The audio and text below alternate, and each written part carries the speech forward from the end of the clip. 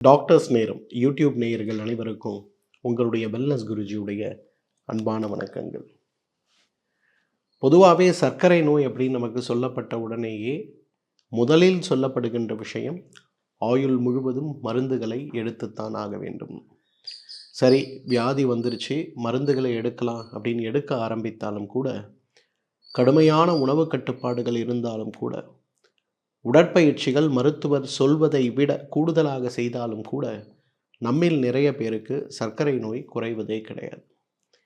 நிறைய பேரை நான் பார்க்குறேன், இன்றைக்கு சர்க்கரை நோய்க்கான மருந்துகளை சாப்பிடும்போது படபடப்புகள் ஏற்பட்டு தாழ்ந்த சர்க்கரை ஏற்படுகின்ற அந்த பய உணர்வினாலே சர்க்கரை மருந்துகளை எடுத்துக்கொள்ளாமல் சர்க்கரை நோயுடைய பக்க விளைவுகளோடு போராடி கொண்டிருக்கக்கூடிய நிறைய பேரையும் நான் பார்க்குறேன். சர்க்கரை நோய் நம்ம உடம்பில் ஏற்படுவதற்கும் சர்க்கரை நோய் கட்டுப்படாத நோயாக இருப்பதற்கும் நமக்கு 5 காரணங்கள் இருக்குது. இந்த 5 காரணங்களை பற்றி எந்த மருத்துவரும் உங்களுக்கு சொல்லுவது கிடையாது. முதலாவது காரணம் இன்சுலின் ரெசிஸ்டன்ஸ். இன்சுலின் ரெசிஸ்டன்ஸ்னால் என்ன அர்த்தம்? பொதுவாக ஒவ்வொரு அணுக்களுக்கும் தேவையான சர்க்கரை, அந்த சர்க்கரை நம் உணவிலிருந்து உடல் சுரக்கின்ற இன்சுலின் சொல்லக்கூடிய அந்த அமிலத்தின் மூலமாக, எவ்வாறு ஒரு பெட்டியை திறந்து உள்ளே பணம் வைப்பதற்கு சாவி எவ்வளவு முக்கியமாக இருக்கிறதோ, அதே போல சுரக்கின்ற இந்த இன்சுலின் அணுக்களை துறந்து உள்ளே குளுக்கோஸ்ன்னு சொல்லக்கூடிய சத்தை அனுப்புவதற்கு ரொம்ப முக்கியமாக தேவையாக இருக்கிறது. ஆனால் சில நேரங்களில் இந்த அணுக்கள் அந்த இன்சுலினை எடுத்துக்கொள்வதற்கு, அதாவது இந்த குளுக்கோஸை எடுத்துக்கொள்வதற்கு இன்சுலின் இரத்தத்தில் இருந்தாலும் கூட அந்த அணுக்கள் குளுக்கோஸை எடுத்துக்கொள்ள முடியாத ஒரு நிலை ஏற்படும் போது தான் அதுக்கு இன்சுலின் ரெசிஸ்டன்ஸ் டயபெட்டிஸ் மெல்லிட்டஸ்ன்னு சொல்லுவோம். இன்றைக்கி ப்ரீ டயபெட்டிஸில் இருக்கக்கூடியவர்கள், அதே போல் டைப் 2 டயபெட்டிஸில் இருக்கக்கூடியவங்க நிறைய பேர் இன்றைக்கு பாதிக்கப்பட்டு இருப்பதற்கான காரணம் என்னென்னா இந்த இன்சுலின் ரெசிஸ்டன்ஸ் தான். நிறைய பேர் அதனால தான் முன்னெல்லாம் வெறும் ஃபாஸ்டிங் சுகர், போஸ்ட்பிராண்டியல் சுகர்னு சொல்லக்கூடிய உணவுக்கு முன்பு உணவுக்கு பின்புன்னு சர்க்கரை பரிசோதனை இருந்த நிலை போய் இன்றைக்கு சி பெப்டைட்டுன்னு சொல்லக்கூடிய இன்சுலின் சுரக்கின்ற அளவு சாப்பிடுவதற்கு முன்பு எப்படி இருக்கிறது, சாப்பிட்ட பின்பு எப்படி இருக்குது அப்படிங்கிற ஒரு புரிதலோடு சர்க்கரை நோயை அணுகுகின்ற மருத்துவ மாற்றம் இன்றைக்கு ஏற்பட்டு இருக்கிறத நம்ம பார்க்கணும். ஸோ இன்றைக்கு நீங்கள் நல்லா புரிஞ்சிக்க வேண்டியது, சர்க்கரை நம்ம உடம்பில் ஏற்படுவதற்கு உணவும் உடற்பயிற்சியும் வாழ்வியல் முறையும் மன அழுத்தமும் மட்டும் காரணமல்ல. முதல் காரணமாக மருத்துவர் சொல்லாத காரணமாக இருப்பது எது? Insulin resistance. இரண்டாவது, பெருங்குடல் மற்றும் கணையத்திற்கு இடையேயான தொடர்பு. பொதுவாக நம்முடைய ஜீரண மண்டலம் எவ்வளவு காம்ப்ளெக்ஸ் ஆனது தெரியுமா?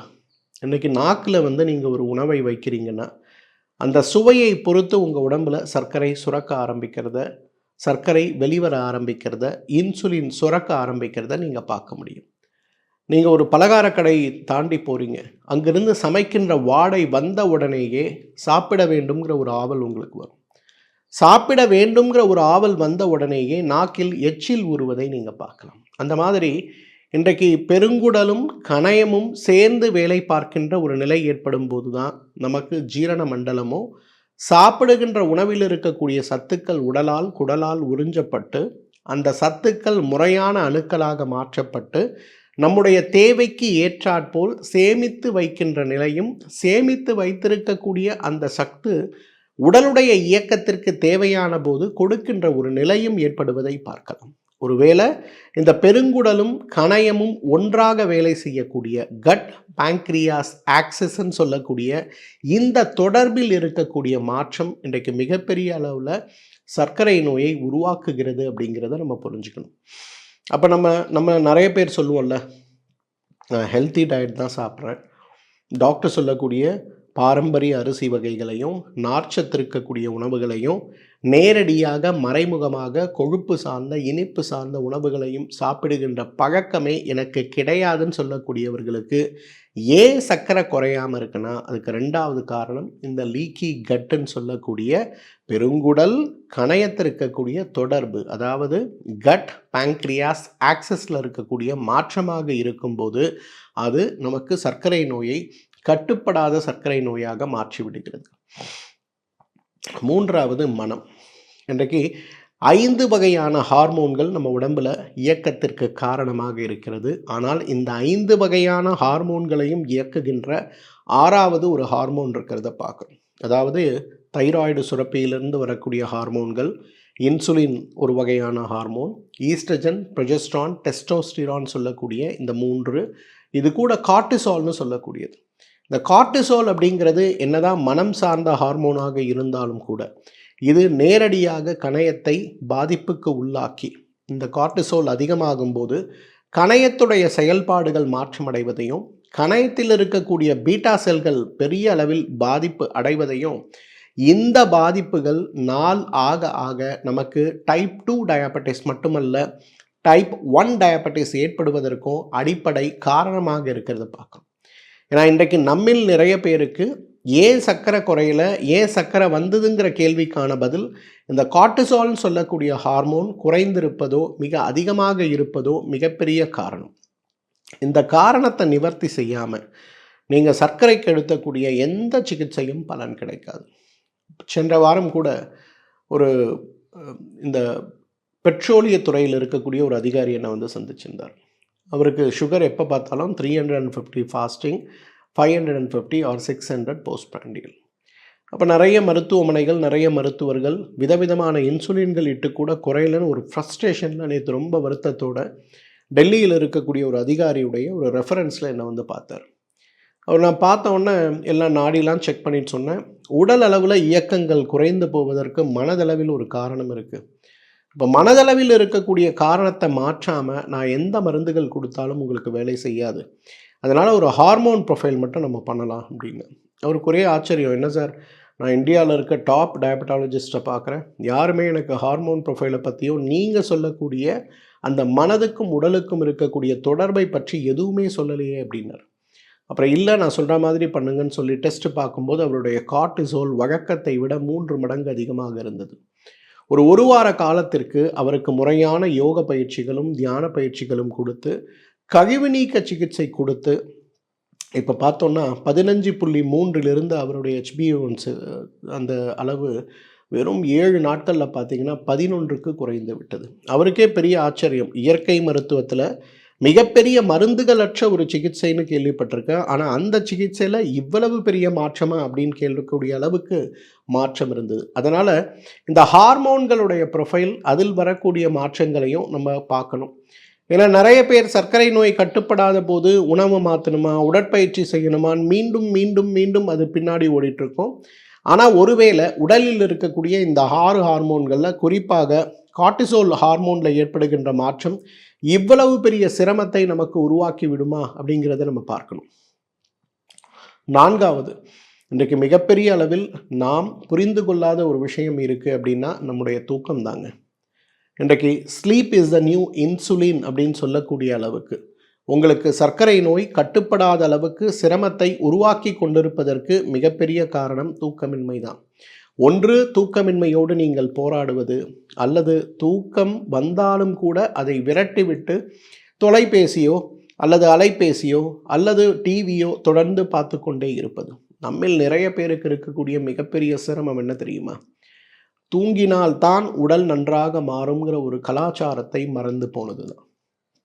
ஒரு காலத்தெல்லாம் காய்ச்சல் வரும்போது, எங்களுக்கு குழந்தையாக இருக்கும் போதெல்லாம் காய்ச்சல் வரும்போது வீட்டில் ஸ்ட்ரிக்ட் ரூல் என்ன தெரியுமா? சாப்பிட்ணும் தூங்கணும், சாப்பிட்ணும் தூங்கணும். ஒரே நாளில் காய்ச்சல் பறந்து போய்விடும். ஆனால் இன்றைக்கெல்லாம் குழந்தைகளை நம்ம பார்க்கணும், பள்ளிக்கூடம் போகணும், வேறு வழி இல்லை, உடனே ஒரு மாத்திரையை கொடுத்து பள்ளிக்கூடத்துக்கு அனுப்புகிறோம். அப்போ ஒரு நாளில் குணமாக வேண்டிய அந்த காய்ச்சல் பல நாட்களுக்கு நீடித்து விடுவதை பார்க்கிறோம். அல்லது வீட்டில் வந்து ஓய்வெடுக்கிறோம் அப்படிங்கிற பேரில் எப்போ பார்த்தாலும் டிவி பார்த்து கொண்டு இருக்கக்கூடிய நிறைய பேரை நம்ம பார்க்கணும். இதெல்லாம் இல்லாமல் இருக்கணும். இன்றைக்கு தூக்கமே மிகப்பெரிய அளவில் உங்களுக்கு சர்க்கரையை குறைக்கக்கூடிய மருந்து. இதில் நிறைய பேருக்கு குழப்பம், சார் இரவில் என்னால் 5 மணி நேரம் தான் தூங்க முடியுது, ஆனால் பகலில் ஒரு 2 மணி நேரம் தூங்கினா சர்க்கரை அதிகமாகும்னு சொல்கிறாங்களே, உண்மையா? மிகப்பெரிய பொய்யுங்க. இன்றைக்கு நீங்கள் எப்போ தூங்கினாலும், சாப்பிட்டவுடன் தூங்கினாலும், பகல் நேரத்தில் தூங்கினாலும், இரவு நேரத்தில் தூங்கினாலும் தூக்கம் உங்களுடைய சர்க்கரை நோயை குறைக்கும் அப்படிங்கிறத மறந்து விடக்கூடாது. 5வது மலச்சிக்கல். இன்றைக்கி உங்கள் யாருக்கெல்லாம் கான்ஸ்டிபேஷன் இருக்கோ, உங்களோட சுகர் கண்ட்ரோலே ஆகாது. நீங்கள் என்ன மருந்து சாப்பிடுங்க, கஷாயம் குடிங்க, இன்சுலின் போடுங்க, மலச்சிக்கலை நீக்கினால் தவிர உங்களுடைய சர்க்கரை நோய் குறையவே குறையாது. ஏன்னா இன்றைக்கு என்னுடைய அனுபவத்தில் கழிவு நீக்க சிகிச்சைன்னு சொல்லக்கூடிய வெறும் 7 நாட்களுக்கு கொடுக்கக்கூடிய சிகிச்சை ஒரு சர்க்கரை நோயை 15 ஆவரேஜ் HbA1cயிலிருந்து வெறும் 11க்கு கொண்டு வர முடியுது அப்படின்னா, அப்போ கழிவுகள் உடலில் தேங்கி கிடக்கும்போது, குறிப்பாக மலச்சிக்கலோடு தினசரி நீங்கள் போராடி கொண்டிருக்கும்போது உங்களுடைய சர்க்கரை நோய் குறையுமா அப்படிங்கிற கேள்விக்கான பதில் 100% கிடையாது அப்படிங்கிறது தான். அப்போ யோசிச்சு பாருங்களேன், நம்ம சாப்பிட்ற சாப்பாடு, நம்ம செய்யக்கூடிய மருந்துகள், உடற்பயிற்சிகள் என்னென்ன செஞ்சாலும் ஏன் என் சர்க்கரை குறையில, இன்சுலின் ரெசிஸ்டன்ஸில் ஆரம்பித்து உடம்பில் இருக்கக்கூடிய அழற்சியை உருவாக்கக்கூடிய இன்ஃப்ளமேஷனில் ஆரம்பித்து உடலுடைய ஹார்மோன்களில் இருக்கக்கூடிய மாறுபாடுகள், உடலுடைய கட் பேங்க்ரியாஸ் ஆக்சிஸில் இருக்கக்கூடிய மாறுபாடுகள், இதைவிட முக்கியமாக மலச்சிக்கலும் தூக்கமின்மையும், இந்த மாதிரி காரணங்கள் தான் இன்றைக்கு சர்க்கரை நோயை கட்டுப்படுத்த விடாமல், சர்க்கரை நோயை குணப்படுத்த விடாமல் நம்மை பாதித்து கொண்டிருக்கக்கூடிய காரணிகள். துரதிர்ஷ்டவசமாக இந்த காரணிகளை பற்றி எந்த மருத்துவரும் உங்ககிட்ட சொல்கிறதில்ல. சரி, இந்த காரணிகள்லாம் இருக்குது, அப்போ என்ன செய்யலாம் சார்? எப்படி நம்ம சர்க்கரை நோயிலிருந்து வெளிவர முடியும்? இதற்கும் சுலபமாக 5 வழிகளை நான் உங்களுக்கு சொல்லித்தரேன். முதலாவது கழிவு நீக்கம்ங்க. நீங்கள் யாரெல்லாம் சர்க்கரை நோயோடு போராடி கொண்டிருக்கிறீர்களோ, நீண்ட கால சர்க்கரை மருந்துகளோடு போராடி கொண்டிருக்கிறீர்களோ, முதலில் நீங்கள் செய்ய வேண்டியது கழிவு நீக்கம் மட்டும்தான். ஃபஸ்ட்டு கட்டை க்ளீன் பண்ணும். ஏன்னா இந்த கட் பேங்க்ரியாஸ் ஆக்சஸ்ன்னு சொல்லக்கூடியது மிக மிக முக்கியமானது. இந்த கட் பேங்க்ரியாஸ் ஆக்சஸ் சரியாக இருந்தால், சரியாக இருக்கக்கூடிய ஒரு வாழ்வியல் முறையை நம்ம வச்சுக்கிட்டோம்னா டயபெட்டிஸே வராது. முதல்ல சர்க்கரை நோயே உங்களுக்கு வராது. ஒருவேளை சர்க்கரை நோய் இருந்தாலும் கூட சுலபமாக ரிவர்ஸ் செய்யக்கூடிய சர்க்கரை நோயாகவோ அல்லது நீண்டகால சர்க்கரை நோயாக இருந்தீங்கன்னா, உங்களுக்கு நோயாளியாக இருந்தீங்கன்னா, அப்போ அந்த சர்க்கரை நோயுடைய தீவிரத்தை குறைத்து, ஒருவேளை இன்சுலின் டிபெண்ட்டாக நீங்கள் இருந்தால் கூட அதை மாற்றுவதற்கு இந்த கழிவு நீக்கம் உதவி செய்யும். கழிவு நீக்கம் அப்படின்னா என்ன?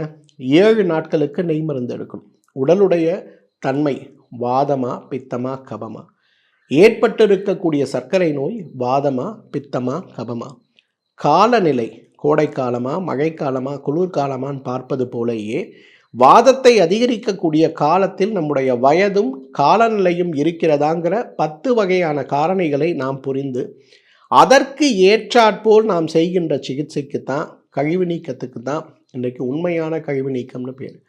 ஒரு பேதிக்கு மருந்தெடுப்பது அல்லது ஒரு டிவார்மிங்க்கு மருந்தெடுப்பது கழிவு நீக்கம்ங்கிற தவறான கண்ணோட்டத்தை நம்ம இருக்கோம். மிகப்பெரிய தவறுங்க. இன்றைக்கி கழிவு நீக்கம் அப்படின்னாலே முழுக்க முழுக்க உடலுடைய அமைப்பையும் உடலுடைய நோயுடைய அமைப்பையும் புரிந்து 7 நாட்களுக்கு தனக்கென்று உங்களுக்கென்று தயாரிக்கக்கூடிய பிரத்யேகமாக இருக்கக்கூடிய நெய் மருந்துகளை கொண்டு முதல் நாள் 30, அடுத்த நாள் 45, அடுத்த நாள் 60, அடுத்த நாள் 75, அடுத்த நாள் 90, 6ஆம் நாள் 105 மில்லி சாப்பிட்டு 7ஆம் நாள் அன்று பேதிக்கு எடுக்கக்கூடிய கழிவு நீக்க சிகிச்சை தான் இன்றைக்கி இந்த கட் பேங்க்ரியாஸ் மற்றும் இன்சுலின் ரெசிஸ்டன்ஸ் மற்றும் இன்ஃப்ளமேஷன் வரை குறைக்கக்கூடிய மிகச்சிறந்த ஒரு முதல் படின்னு சொல்லலாம். வருஷத்துக்கு ஒரு முறை இந்த டீடாக்ஸை நீங்கள் எடுத்தீங்கன்னா உங்கள் உடம்புல இன்சுலின் ரெசிஸ்டன்ஸ் கிட்டத்தட்ட குறைந்து போய் விடுவதை பார்க்க முடியும். யாரெல்லாம் இன்றைக்கு ப்ரீ டயபெட்டிஸ்ன்னு டயக்னோஸ் பண்ணப்பட்டிருக்கீங்க, இந்த ப்ரீ டயபெட்டிஸை ரிவர்ஸ் பண்ணுறதுக்கு நீங்கள் எடுக்க வேண்டிய முதல் முயற்சி உங்களுடைய உடல் கழிவு நீக்கம் தான். 2வது விஷயம், கான்ஷியஸாக உணவை மென்று சாப்பிடுவது. இன்றைக்கு சர்க்கரையை கட்டுப்படுத்துறதுக்கு நீங்கள் பெருசாக மெனக்கடணும்னு அவசியம் இல்லை. சாப்பிட்ற உணவு காலை உணவாக வைக்கிறீங்கன்னா, ஒரு தம்பி இருந்தார், 29 வயசு, 350 சுகர் இருந்தது. 1 மாத சிகிச்சைக்கு பிறகு 250 தான் இருந்தது. அவருக்கு ரொம்ப சந்தோஷம், எனக்கு ரொம்ப மகிழ்ச்சியே இல்லை. அப்போ அவர்கிட்ட அவங்க மனைவி கிட்ட சொன்னேன், ஒரு ஸ்டாப் கிளாக் மொபைலில் ஆன் பண்ண வச்சு காலையில் பிரேக்ஃபாஸ்ட் 15 நிமிஷம், மத்தியானம் லஞ்ச் 15 நிமிஷம், ராத்திரி டின்னர் 15 நிமிஷம் வாயில் போட்டு மென்று மென்று மென்று சாப்பிடக்கூடிய அந்த ஒரே விஷயத்தை மட்டும் நீங்கள் செய்தால் போதும் அப்படிங்கிற ஒரு விஷயத்தை நான் சொல்லி கொடுத்துருந்தேன். கரெக்டாக 1 மாதம் கழித்து வரும்போது சுகர் 250லேருந்து 140க்கு ஃபாஸ்டிங் டவுன் ஆகிருந்தது. அவருக்கு பெரிய ஆச்சரியம். உணவுகளில் மாற்றம் கிடையாது, உடற்பயிற்சிகளில் மாற்றம் கிடையாது, மருந்துகளும் நீங்கள் குறைச்சிட்டீங்க, எப்படி என்னோடய சுகர் குறைஞ்சது? ஏன்னா நீங்கள் சாப்பாடு சாப்பிடுகின்ற முறையே உங்களுக்கு சர்க்கரையை கட்டுப்படுத்துங்கிற ஒரு புரிதலோடு நோயை அணுகணும். அதுதான் அவருக்கு மிகப்பெரிய ஒரு மாற்றத்தை உருவாக்கியதை பார்க்குறோம். அப்போ சாப்பாடை மென்று சாப்பிடுவதற்கு முயற்சி செய்யணும். உடலுடைய இன்ஃப்ளமேஷன், அழற்சிகள் இன்றைக்கு சர்க்கரை நோய்க்கு பெரிய காரணமாக இருக்கும்போது ஆன்டி இன்ஃப்ளமேட்டரின்னு சொல்லக்கூடிய ஃபேக்டராக சுலபமாக நாம் செய்யக்கூடியது எதுனா எண்ணெய் தேய்த்து குளிப்பது தான். விளக்கெண்ணெயை உடல் முழுவதும் தடவி, தலைக்கு நல்லெண்ணெயை தடவி வாரம் குறைந்தது 2 முறை குளிக்கக்கூடிய முயற்சி. புதன்கிழமையன்று ஆண்களும், செவ்வாய்க்கிழமையன்று பெண்களும், வெள்ளிக்கிழமையன்று பெண்களும், சனிக்கிழமையன்று ஆண்களுங்கிற மாதிரி ஒரு ஜோதிஷ ரீதியாக உடல் ஆரோக்கியத்திற்காக உடல் முழுவதும் விளக்கெண்ணெய் தடவுங்க. ஒரு 100 மில்லி விளக்கெண்ணெய், நல்ல ஆர்கானிக் முறையாக செய்த விளக்கெண்ணெயை வாங்குங்க. நல்லா சூடு பண்ணுங்க. அதை இளம் சூடாக கழுத்திலிருந்து முகத்திலிருந்து கால் வரை, தலைக்கு மட்டும் விளக்கெண்ணெய் வைக்கக்கூடாது, தடவுங்க. ஒரு 3/4 மணி நேரம் கழித்து நல்லா சீயக்காய் போட்டு குளிங்க. உடம்பே அப்படியே குளிர்ந்து போகிறதை பார்க்க முடியும். எப்பொழுதெல்லாம் உடலுடைய வளர்சிதை மாற்றம் குறைகிறதோ அப்பொழுதே உடலில் இருக்கக்கூடிய அழற்சிகள் குறையும். எப்பொழுதெல்லாம் உடலுடைய அழற்சிகள் குறைகிறதோ அப்பொழுதே உங்கள் உடல் ஆரோக்கியத்தை நோக்கி திரும்ப ஆரம்பிக்கிறத பார்க்க முடியும். இன்னைக்கு மொத்த உலகமே, மருத்துவ உலகமே செய்து கொண்டிருக்கக்கூடிய ஆராய்ச்சி ஆன்டி இன்ஃப்ளமேட்டோரின்னு சொல்லக்கூடிய அழற்சியை நீக்கக்கூடிய சிகிச்சை உணவுகளை பற்றி தான். ஏன்னா அந்த அழற்சிகள் தான் புற்றுநோயாக மாறுது, இந்த அழற்சிகள் தான் மூளைத்தேய்வு நோயாக மாறுது, இந்த அழற்சிகள் தான் இதய நோயத்திற்கு ஆரம்பமாக இருக்கிறது, இந்த அழற்சிகள் தான் இன்றைக்கு மூட்டுகளை பாதித்து நம்மை சிரமப்படுத்துகிறது. அப்போ ஆன்டி இன்ஃப்ளமேட்டரி அப்படின்னு சொல்லக்கூடிய உடல் அழற்சியினால் சர்க்கரை குறையாத நோயோடு போராடி கொண்டிருக்கும் போது வெறும் விளக்கெண்ணெயை உடலுக்கும், நல்லெண்ணெயை அல்லது தேங்காய் எண்ணெயை தலைக்கும் தேய்த்து குளிங்க. வாரத்திற்கு 2 முறை. பெண்களாக இருந்தால் செவ்வாய் வெள்ளி, ஆண்களாக இருந்தால் புதன் சனி. 4வது ரொம்ப ரொம்ப முக்கியமானது, தண்ணீர் குடிங்க.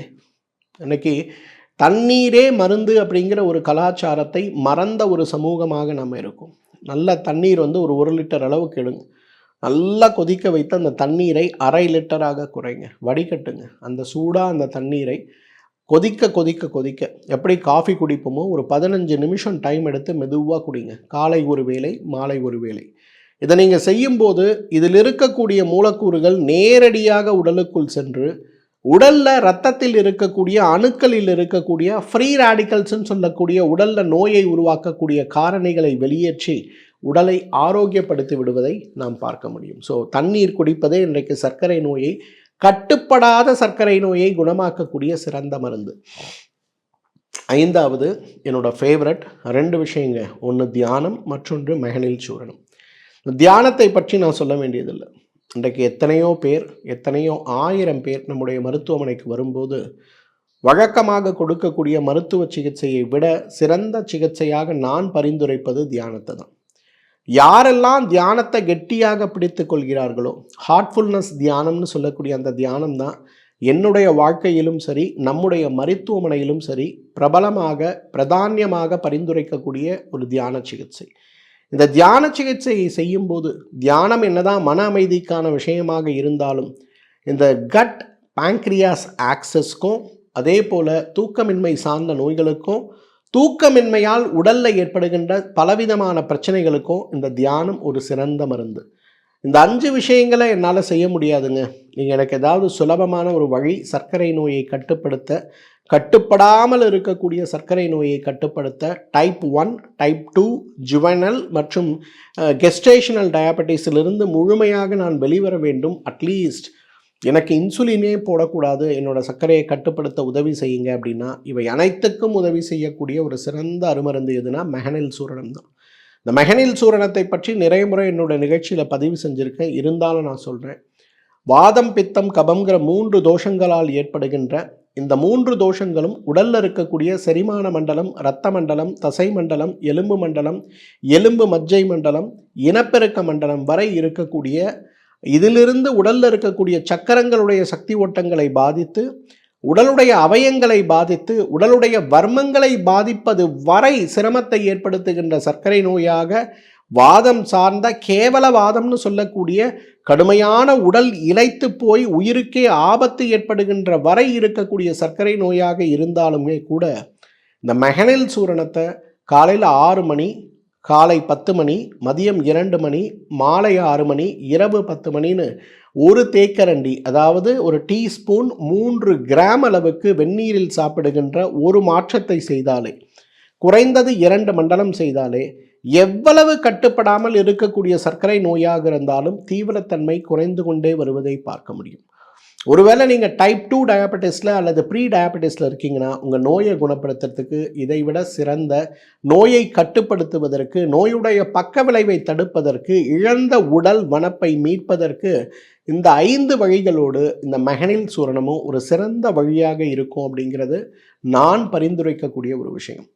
நீங்கள் டீடாக்ஸ் பண்ணுறது எவ்வளவு முக்கியமோ, எண்ணெய் தேய்த்து குளிப்பது எவ்வளவு முக்கியமோ, வெந்நீர் குடிப்பது எவ்வளவு முக்கியமோ, உணவை மென்று சாப்பிடுவது எவ்வளவு முக்கியமோ, அதைவிட முக்கியமாக தியானம் செய்வது எவ்வளவு முக்கியமோ, அதே போல் இதெல்லாம் செய்ய முடியாதவங்க மெகனில் சூரணத்தை பயன்படுத்த முடியுமான்னு பாருங்கள். என்னோட சாய்ஸ் எண்ணெய் தேய்த்து குளித்ததிலிருந்து உடல் கழிவு நீக்கம் வரை தான். முடியாதவங்க மெகனில் சூரணத்தை பயன்படுத்துங்க.